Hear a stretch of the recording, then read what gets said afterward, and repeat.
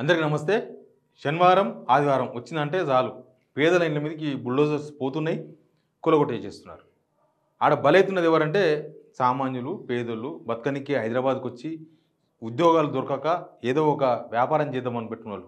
మొన్న నల్ల చెరువు చూసినాం, అంతకుముందు సున్నం చెరువు చూసినాం, ఇంకా చాలా చూస్తూనే ఉన్నాం. దాదాపు హైడ్రా వచ్చినప్పటి నుంచి వీళ్ళు కూలగొట్టిన దానిలో 90 నుంచి 95% వరకు మొత్తం కూడా పేద మధ్యతరగతి వాళ్ళకి సంబంధించినవి కూలగొట్టేసినారు. పెద్దది ఒక ఇన్కన్వెన్షన్ ఒకటి చూపిస్తారు వాళ్ళు. ఆ ఇన్కన్వెన్షన్ ఒక్కటే వాళ్ళు చూపించేది. దాని వెనుక కూడా సెటిల్మెంట్ అయిపోయింది. ఆయనకు 7 ఎకరాల అన్నపూర్ణ 7 ఎకరాల కింద ఏదో అసైన్ భూమికి సంబంధించిన వ్యవహారం ఉంది, అదేదో కిరికిరి ఉంది, దాన్ని సాల్వ్ చేసామని హామీ ఇచ్చారు. ఇది కూలగొట్టినందుకని వాళ్ళు మంచిగానే ఉన్నారు బ్రహ్మాండంగా. ఇప్పుడు ముదిరిందంత ఎవరికంటే పేదలు మధ్యతరగతి వాళ్ళు. అసలు హిమాయత్ సాగర్ దగ్గరికి ఎందుకు పోతలేదు హైడ్రా? ఇది ఒకటి గుర్తించండి. హిమాయత్ సాగర్ దగ్గర మంత్రులు, ఎమ్మెల్యేలు, పెద్ద పెద్దోళ్ళు, పలుకుబడి ఉన్నోళ్ళు చాలామంది ఫామ్ హౌజులు, గెస్ట్ హౌజులు, ఫంక్షన్ హాల్స్ రకరకాలు కట్టుకున్నారు. మరి హిమాయత్ సాగర్ దగ్గరికి ఎందుకు పోతలేదు? హిమాయత్ సాగర్ చుట్టూ ఏ పేదోడు కబ్జా చేయలేదు, ఏ పేదోడు ఫామ్ హౌస్ కట్టుకోలేదు, ఏ పేదోడు గెస్ట్ హౌస్ కట్టుకోలేదు, ఏ పేదోడు ఫంక్షన్ హాల్ ఎక్కువ కట్టాడు. నేను చూపిస్తా చూడు. ఇవన్నీ మనకు తెలిసినాయి చాలా తక్కువ, చాలా తక్కువ మనకు తెలిసినాయి. ఈ నేను చెప్పినవి ఈ వేల మీద లెక్క పెట్టేవే. కానీ ఇరిగేషన్ డిపార్ట్మెంట్ వాళ్ళు, రెవెన్యూ డిపార్ట్మెంట్ వాళ్ళు దీని చుట్టూ 83 కట్టడాలు ఉన్నాయంట, అక్రమాలు ఉన్నాయని చెప్పి రిపోర్ట్ ఇచ్చారట. 83 కట్టడాలు 83. వాళ్ళు కూడా భయపడుకుంటూ ఇచ్చారు. ఈ ఎమ్మెల్యేది రాయాలన్నా వద్దా, ఆ మినిస్టర్ది రాయాలన్నా వద్దా అని భయపడుకుంటూ రాసింటారు. అది కూడా తక్కువనే ఉండొచ్చు, నాకు తెలిసి 100 పైన ఉంటాయి. 150-200 కట్టడాలు ఉంటాయి. హిమాయత్ సాగర్ మొత్తం 4 పక్కలు కట్టేసారు కదా. ఒక పక్క తూము వదిలేస్తే ఈ పక్క మొత్తం వెనక ముందల మొత్తం అన్ని ఫామ్ హౌస్లే, అన్ని గెస్ట్ హౌస్లే, చాలా ఫంక్షన్ హాల్స్ కూడా ఆడ ఉన్నాయి. ఇప్పుడు ఏంది, ఎమ్మెల్సీ మహేందర్ రెడ్డిది ఫామ్ హౌస్ మనం చూడలేదా? మన కళ్ళతోనే కనిపించింది కదా. మరి ఆ ఫామ్ హౌస్ ఇప్పటిదాకా ఎందుకు కూల్చలేదు? ఆయన కూల్చేసుకోమన్నాడు, అయినా కూల్చడానికి దమ్ము లేదా? సరిపోతలేదా? ఎమ్మెల్యే వివేక్, చెన్నూరు ఎమ్మెల్యే వివేక్ వెంకటస్వామి తెలుసు కదా. ఆడ మొన్నటిదాకా పెద్ద విచిత్రమైన తెలుసా, అది నిండక ముందే నీళ్ళు వదిలేసిండ్రు. ఎందుకు తెలుసా? నిండితే ఇగో వీళ్ళ ఫామ్ హౌస్కు వీళ్ళదైతే మొత్తం మునిగిపోతుంది, ఈయన నీళ్ళనే ఉంటుంది, తర్వాత వీళ్ళ గోడ ఆనుకుంటాయి నీళ్లు, ఈ ఆనంద్ కన్వెన్షన్ మొత్తం పార్కింగ్ ప్లేస్ మొత్తం మునిగిపోతుంది, మొత్తం ఆనుకుంటాయి. అసలు ఆనంద్ కన్వెన్షన్ పోవాలంటే ఇట్లుంటుంది రోడ్డు. చెరువులో కట్టిండు కదా, చెరువులోకి ఇట్లే ఉంటాయి కదా, ఎంత అని ఊడుస్తాడు, ఎంత ఆయన గట్టెకాడ ఊడ్చుకున్నాడు, మళ్ళీ లోపల కట్టిండు, ఏడిపోతుంది అది సెటిల్మెంట్ జరిగిందంట. చెప్తాను నేను మీకు. ఇట్లా 83 కట్టడాలు ఉన్నాయని చెప్తే హైడ్రా అంటదంట అసలు దీనికి ఎఫ్టీఎల్ ఫిక్స్ చేయలేదు అంటారంట.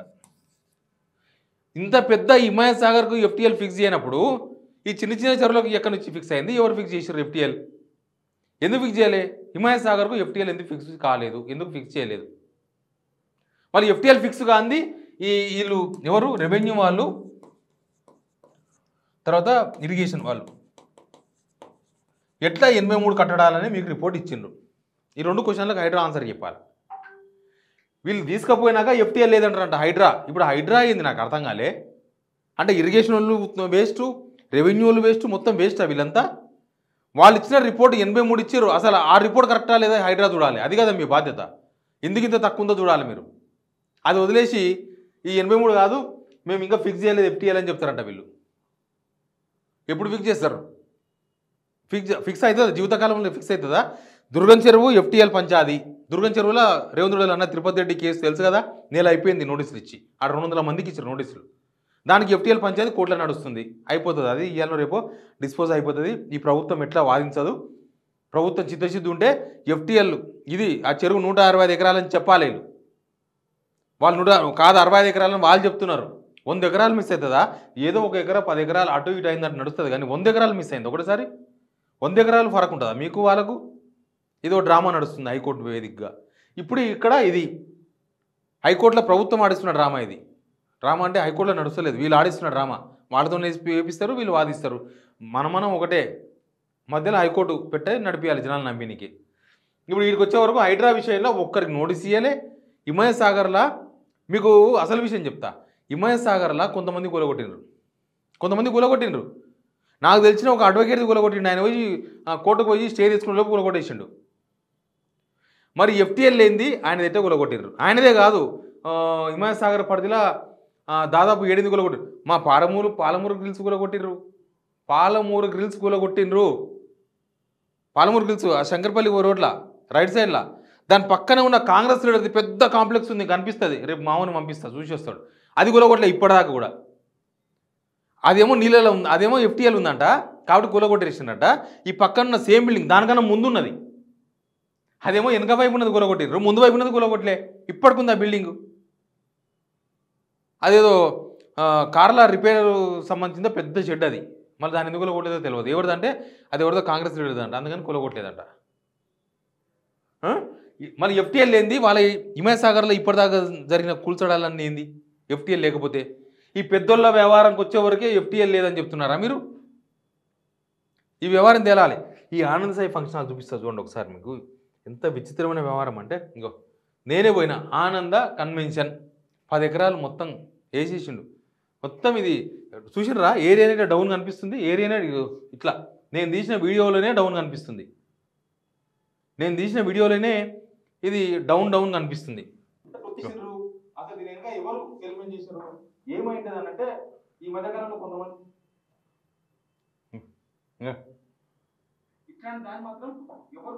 రోడే మొత్తం ఇట్లా ఇట్లా ఉన్న డౌన్ ఉంది మొత్తం. ఇది ఇంకా ఆ పైన హిమాయసాగర్ కట్ట మీద నుంచి పోతాం, కట్ట మీద నుంచి పోయి కట్టలకు పోతాం. అది చెరువులో ఉన్నట్ట లేనట్ట మీరే ఆలోచించారు. కట్ట మీద నుంచి లెఫ్ట్ పోతాం, లెఫ్ట్ పోతే కట్ట అవతల లేనట్టు. ఇది కట్టకా నుంచి ఇవతల పోతాం, చెరువులోకి పోతాం. చెరువులోకి పోయిన తర్వాత ఉంటుంది పెద్ద పార్కింగ్ ప్లేసు, నీళ్ళకి ఆనుకొని పెట్టినారు. అక్కడ పెద్ద హైమాస్ లైట్లు పెట్టారు వీళ్ళు ఆనంద కన్వెన్షన్ వాళ్ళు. మొన్న బాలకసుమన్ అంటున్నాడు, ఇది రేవంత్ రెడ్డి తమ్ముళ్ళు సెల్మెంట్ చేసినారు, తిరుపతి రెడ్డి కొండలరెడ్డి ఎవరు చేసినారు, సెల్మెంట్ చేసినారు అని. ఆడ పోతే వాళ్ళు ఎంత ధైర్యంగా మాట్లాడుతున్నారు తెలుసా? ఉంటే ఏంది, ఏం మాట్లాడాలి మేము, మీరు రెస్పాండ్ అవుతారా, మన సమాధానం చెప్తారా అని అడిగినా నేను. అడిగితే ఆడ ఉన్నోళ్ళు చెప్తున్నారు, ఏం చెప్పాలి చెప్పానా, మీరే చెప్పండి ఏం చెప్పాలను అంటే. వాళ్ళకే తెలుసు అది నీళ్ళల్లో ఉంది, అది హిమాయసాగర్ చెరువులో ఉంది అన్న సంగతి వాళ్ళకు కూడా, వాళ్ళ మనసుకు తెలుసు కూడా వాళ్ళు మాట్లాడతలేరు. వాళ్ళేం నన్ను నెగిటివ్ ఏం మాట్లాడతలేరు, వాళ్ళు నన్ను అడుగుతున్నారు, సజెషన్ అడుగుతున్నారు ఏం మాట్లాడాలన్నా. మరి ఇంకా ఈ పరిస్థితిలో మనం ఏం మాట్లాడతామన్నా, ఉంది అయితే ఏందన్నా ఇప్పుడు ఇంకా వదిలేసేయండి అన్న అని మాట్లాడుతున్నారు వాళ్ళు. ఆడెవరు మేము నాతో మాట్లాడిండు, ఆడ ఉన్న వ్యక్తులు మాట్లాడిండ్రు. ఇక సెటిల్మెంట్ జరగకపోతే వీళ్ళకి నోటీస్ ఎందుకు ఇవ్వలే? ఆనంద్ ఫంక్షన్ ఆనంద కన్వెన్షన్కి ఎందుకు నోటీసులు ఇవ్వలే? హైడ్రా కమిషనర్ రంగనాథ్ గారికి మేము ట్యాగ్ చేసినాం, ఇది సీఎం రేవంత్ రెడ్డి కూడా ట్యాగ్ చేసినాం. మరి సెటిల్మెంట్ జరిగింది కాబట్టి మీరు నోటీస్ ఇస్తలేరా? పేదోళ్ళు ఏమేమో నోటీస్ ఇవ్వకుండా కొడతారు. అసలు దీన్ని ఉత్త వైకులో కొట్టవచ్చు, ఉత్త డైరెక్ట్ వైకులో కొట్టవచ్చు. ఎవ్వడు నా అనే పాపం కూడా ఇవ్వడు అన్నాడు. ఎందుకంటే కట్టలకి వెళ్ళి చెరువులోకి పోతాం, చెరువులోకి పోతే ఉంటుంది, ఇక్కడ పోతే కాలనీ, ఇక్కడ పోతే చెరువు, అంత రెడ్ హ్యాండెడ్గా ఉంది. మరి ఎవరు సెటిల్మెంట్ చేసుకున్నారు? మరి మీరు సెటిల్మెంట్ చేసుకొని ఇట్లాంటివన్నీ వదిలేసి పేదల మీదే మీ ప్రతాపమా? పేదల బతుకునే రోడ్డు మీద పడేస్తారా? దీనికి సమాధానం ఇప్పటిదాకా చెప్పలే ప్రభుత్వం. ఇంత పెద్ద ఆరోపణ మీ మీద చేసింది. బాలకృష్ణ ప్రెస్ మీట్ పెట్టి ఆరోపణ చేసిండు, నేను డైరెక్ట్ వీడియోనే చేసిన, ప్రభుత్వం ఇప్పటిదాకా రెస్పాండ్ కాలే. ఇప్పుడు ఎక్స్లో పెట్టి ఆయనకు ట్యాగ్ చేసినాం. నేను ట్యాగ్ చేసుడు కాదు, ఈ పర్యావరణవేత్తలు ఉంటారు కదా, లూబ్నా సర్వత్ అని ఒక మహిళ ఉంటుంది, ఆమె పర్యావరణవేత్త, ఫస్ట్ నుంచి కొట్లాడుతుంది చెరువుల మీద. ఇప్పుడు కాదు, ఉమ్మడి ఆంధ్రప్రదేశ్లో నుంచి కొట్లాడుతుంది ఆమె కంప్లైంట్ చేసింది దీని మీద సీఎంఓకు డైరెక్ట్గా. హైడ్రా రంగనాథ్కు కంప్లైంట్ చేస్తే కూడా దిక్కులేదు ఇప్పటిదాకా. ఆమె కంప్లైంట్ చేసి కూడా 10 రోజులు అయింది, దిక్కులేదు ఇప్పటిదాకా, నోటీస్ కూడా ఇవ్వాలి వాళ్ళకు.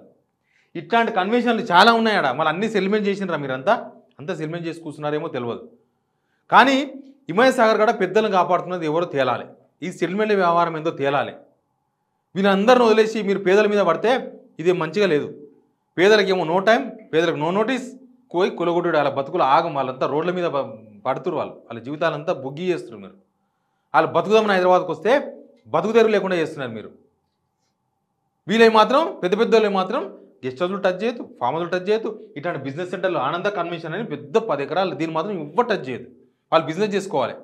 వీళ్ళు ఒక్క ప్లేటు పెళ్లి చేస్తే, ఏదైనా ఫంక్షన్ చేస్తే ఒక్క ప్లేట్కి 2500 తీసుకుంటారు. కన్వెన్షన్ కులగొట్టంగానే జబ్బలు తరుచుకున్నారే, మరి దీన్ని కులగొట్టరా? చూస్తే నేను కూడా డేస్ లెక్క పెడుతున్నా, మళ్ళీ పోతాడికి డేస్ లెక్క పెడుతున్నా. నేను 4 డేస్ అయింది పోయిచ్చి. అంత పర్యావరణవేత్తలు, రకరకాల జనాలు హిమాయసాగర్ చుట్టూ ఉన్న దాని మీద కంప్లైంట్ మస్తు చేసిన హైడ్రాకు, ఒక్కడు కూడా కూల్చలే. జనం అర్థం చేసుకోవాలి హైడ్రా ఏం పని చేస్తుంది అనేది. Please subscribe signal TV.